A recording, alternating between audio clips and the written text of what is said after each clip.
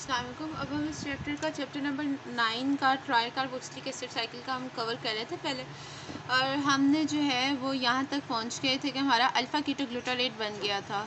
ठीक है, अब हम इससे नेक्स्ट मूव करेंगे। ठीक है, कि अल्फ़ा कीटोग्लूटारेट से फ़र्दर क्या होता है TCA साइकिल में और एनर्जी कैसे बनती है। स्पेशली एक बात कि एनर्जी प्रोडक्शन जो है लिपिनकोट में गलत लिखी हुई है। यहाँ पे एक NADH से 3 ATP लिखे हुए हैं, जबकि जो न्यू बुक्स हैं या जो हार्पर है उसके अकॉर्डिंग NADH से 2 ATP बनते हैं, और यही करेक्ट है कि एक NADH से 2.5 ATP और एक FADH से 1.5 ATP जो है ये प्रोड्यूस होता है बेसिकली। तो जबकि लिपिनकोट में 3 लिखा हुआ है 2.5 की जगह, और 1.5 की जगह FADH2 से इन्होंने 2 ATP लिखा हुआ है।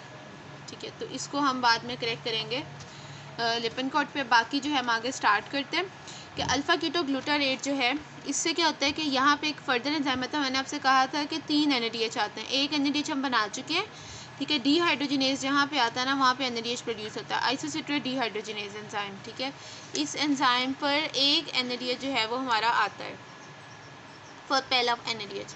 उसके बाद नेक्स्ट जो NADH है वो हमारा इधर आ रहा है कि अल्फ़ा कीटोग्लूटारेट डीहाइड्रोजिनेज जो है ये एंजाइम। मैंने आपसे कहा था कि जब सबस्ट्रेट वाला जो एंजाइम है वो लिखा हो, ठीक है, जब सबस्ट्रेट वाला लिखा होगा और साथ अच्छा इसमें एक जो है अल्फ़ा कीटोग्लूटारेट जो है इससे जो हमारा 5 कार्बन कंपाउंड था जो हमने पहले बनाया था, एक कार्बन डाइऑक्साइड निकल गया था, इससे 5 कार्बन वाले से 4 कार्बन वाला सक्सिनाइल कोए बनेगा। 4 कार्बन यानी कि एक कार्बन कम हो रहा है, इसका मतलब यहाँ पे एक कार्बन डाइऑक्साइड निकल जाएगा। ठीक हो गया।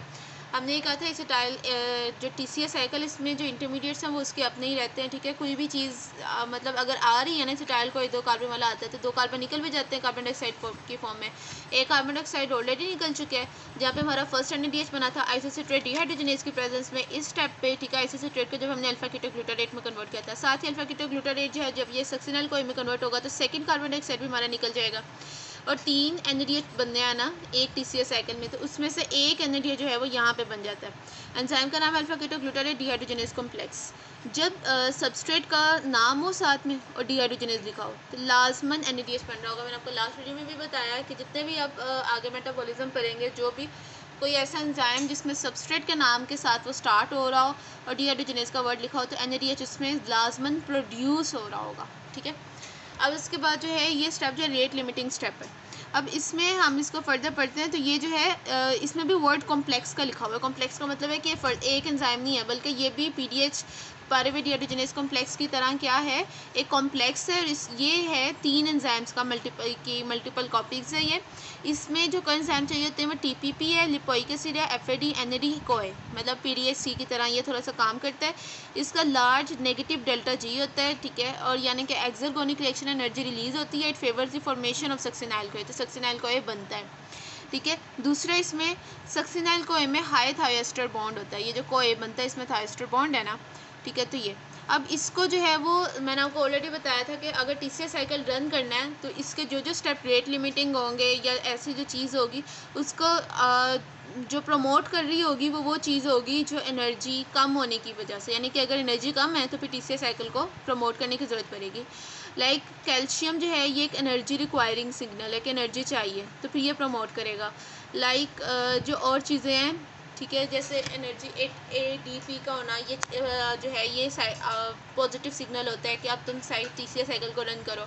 लेकिन जैसे चीज़ें जैसे NADH है, सक्सिनाइल को है, ये सिग्नल है NADH का होना। NADH का होने का क्या मतलब है, एनर्जी बॉडी में ऑलरेडी है तो फिर हमें साइकिल चलाने की ज़रूरत नहीं है, तो फिर ये इसको इनहिबिट करेगी। सक्सिनाइल को इसका प्रोडक्ट है। ठीक है, और प्रोडक्ट जो है जब ये बन जाता है फिर उसको कहता है कि बस अब मैं बहुत बन गया, अब तुम रुक जाओ, ठीक है, अब रेस्ट कर लो, तो अब ये जो है ये भी इसको इनहिबिट करता है। अब इसके बाद नेक्स्ट स्टेप है हमारा सक्सिनाइल कोए से सक्सिनेट बनता है। जब ये सक्सिनेट बनता है तो एंजाइम में सक्सिनेट थायोकाइनेज। अब इस स्टेप पे हमारा जो है वो कोए जो है ये बॉन्ड, ये वाला जो हाई एनर्जी बॉन्ड था ये टूट जाता है। ठीक है, ये वाला बॉन्ड दिस वन ये टूट जाता है, ये कोए निकल जाता है और बाकी की जो चीज़ है वो हमारे पास सक्सिनेट में आ जाएगी। इस स्टेप पे जो एनर्जी रिलीज होती है उसमें एक GDP को GTP में कन्वर्ट किया जाता है, और इस GTP जो है ना ये एक ADP को कन्वर्ट करता है ATP में। ये वही क्रैब साइकिल है जो FSC में पढ़ा हुआ है। ठीक है, तो इसमें फर्दर आगे क्या लिखे हुए हैं कि जीटीपी प्लस एडीपी, जीटीपी के पास एडीपी आता है, उससे कहता है कि तुमने क्या करना है, तुम अपना जो हाई एनर्जी बॉन्ड है वो मुझे दे दो, मैं एटीपी बन जाता हूँ, तुम्हारा क्या है, तुम जो अपना रेस्ट कर लो। और इस एंजाइम में ज़रूरत होती है न्यूक्लियोसाइड डाइफॉस्फेट काइनेज की, न्यूक्लियोसाइड, ठीक है, न्यूक्लियोसाइड है ना, डाइफॉस्फेट यानी कि 2 फॉस्फेट वाला, एटीपी में 2 फॉस्फेट है, काइनेज इसकी फॉस्फेट 2 फॉस्फेट वाले न्यूक्लियोसाइड की को फॉस्फोलिरेशन करने वाला, काइनेज होता है फॉस्फोलिरेशन करने वाला। तो एडीपी क्या बन जाता है फिर, एटीपी फॉस्फोलिरेशन के बाद ये एक और सबस्ट्रेट लेवल फॉस्फोलिरेशन, सबस्ट्रेट लेवल फॉस्फोलिरेशन होता है डायरेक्ट एटीपी का बन जाना, ठीक है। तो उसके बाद जो है हम जो है आगे फर्दर देखते हैं, सक्सिनेट जो है इससे क्या बनेगा, अब हमारे पास जो है सक्सिनेट की ऑक्सीडेशन होती है, इसमें सक्सिनेट डीहाइड्रोजनेज एंजाइम यूज़ होता है, एफएडी से FADH2 बन जाता है, ठीक है। इसमें ये वो हमने कहा था कि 3 NADH बनेंगे, 2 कार्बन डाइऑक्साइड, 1 FAD, 1 GTP, ठीक है। उसमें से अब मैं आपको रिपीट करवाती हूँ, 1 NADH हमारा जो है पहला NADH आइसोसिएटेड डीहाइड्रोजनेज जो है उसने बना दिया था, और उसके बाद जो है हमारा दूसरा NADH जो है वो हमारा अल्फा कीटोग्लूटारेट ने बना दिया, एक अभी और बनना है, 1 NADH बचा हुआ है हमारा, ठीक है। और एक मैंने कहा था GTP बनेगा, वो सक्सिनल को ऐसे सक्सिनेट आते हुए बन गया, एक मैंने कहा था FAD बनेगा, तो वो FAD जो है वो सक्सिनेट डीहाइड्रोजनेज के एंजाइम में ये FAD बन गया। डीहाइड्रोजनेज जहाँ पे होता है ना, वर्ड इसका मतलब है या तो FAD बनेगा या NADH बनेगा, ठीक है। अब यहाँ पे इन्होंने बताया NADH क्यों नहीं बना, FAD क्यों बना, क्योंकि NADH के लिए ज़्यादा एनर्जी चाहिए होती है। तो अब यहाँ पर बेसिकली FAD इसलिए जो है वो रिड्यूस हो रहा है, NAD इसलिए रिड्यूस नहीं मतलब कि उसने हाइड्रोजन इसलिए जो है वो गेन नहीं किया, sorry I use wrong word, उसने हाइड्रोजन इसलिए गेन नहीं किया क्योंकि इसमें जो इलेक्ट्रॉन एक्सेप्टर है, because reducing power of the succinate is not sufficient to reduce NAD, तो NAD को रिड्यूस करने के लिए जो इसकी रिड्यूसिंग पावर है वो सफिशिएंट नहीं थी, NAD के लिए ज़्यादा चाहिए होती है, NAD की एनर्जी जो है वो ज़्यादा होती है, 2.5 ATP के इक्विवेलेंट होती है, इतनी नहीं थी तो वो इतना नहीं कर सका, सिंपल इज दैट। और इसके बाद जो है सक्सिनेट की ऑक्सीडेशन, ठीक है। बाकी इसमें ये लिखा हुआ है कि जो सक्सिनेट है ये एक और चीज़ से भी आता है, FAD जो है ये complex 2 of electron transport change है उसमें हेल्प कर रहा होता है, ठीक है, उसको जो है ये अपने इलेक्ट्रॉन देता है, NADH कॉम्प्लेक्स 1 को देता है, ये जब हम इलेक्ट्रॉन ट्रांसपोर्ट चेंज करेंगे तो उसमें करेंगे इसको फर्दर, ठीक है। अब फ्यूमारेट जो है उसकी हाइड्रेशन होती है, हाइड्रेशन का मतलब है कि फ्यूमारेट जो है ना उसमें क्या होता है कि एंजाइम होता है फ्यूमारेज, फ्यूमारेट से फ्यूमारेज, ठीक है, वाटर ऐड होता है और ये बन जाता है एलमेलेट, ठीक है, मेलेट बन गया।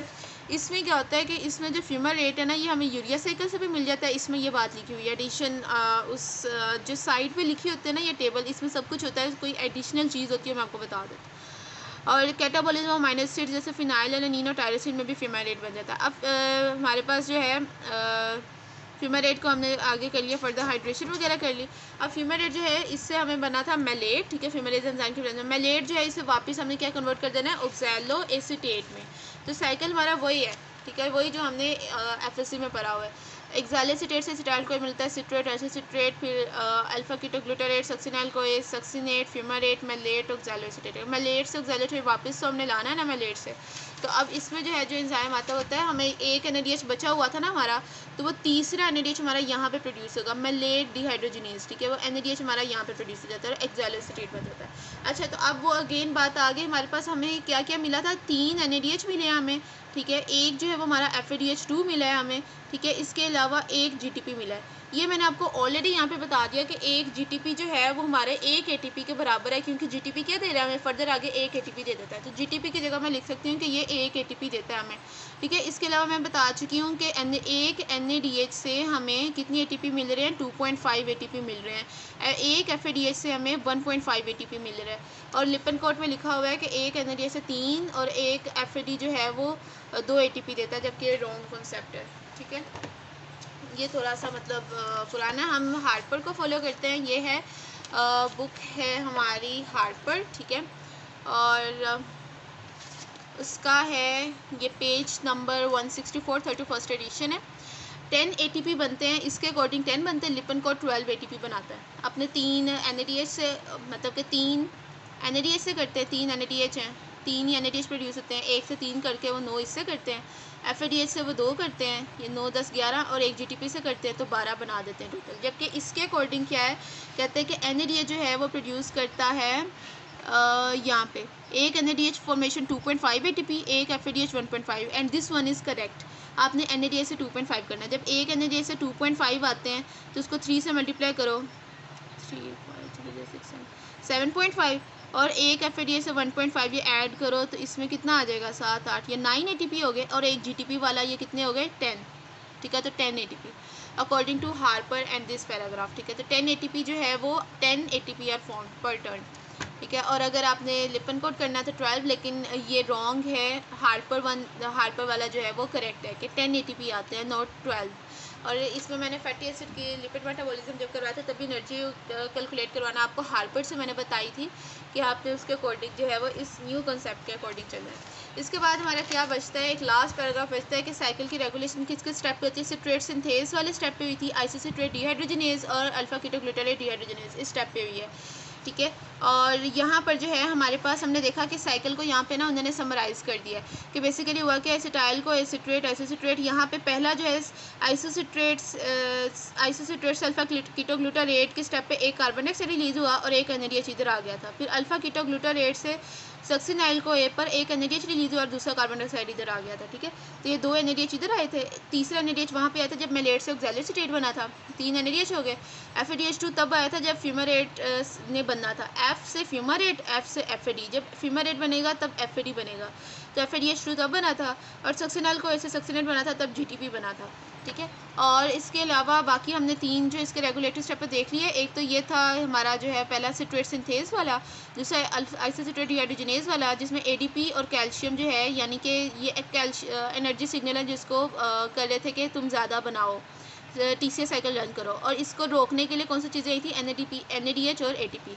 इसके अलावा अल्फा कीटोग्लूटारेट डिहाइड्रोजनेज कॉम्प्लेक्स, इसमें भी कैल्शियम इसको कह रहा था कि तुम ये साइकिल रन करो, और NADH और सक्सिनाइल को इसको इनहिबिट कर रहे थे। Okay, best of luck. I hope आपको समझ आई होगी और चैप्टर ये तीसरे साइकिल वाला कवर हो गया। अब नेक्स्ट वीडियो में हम आगे इंशाल्लाह कवर करेंगे, कार्ब मेटाबॉलिज्म को इंशाल्लाह कवर करेंगे।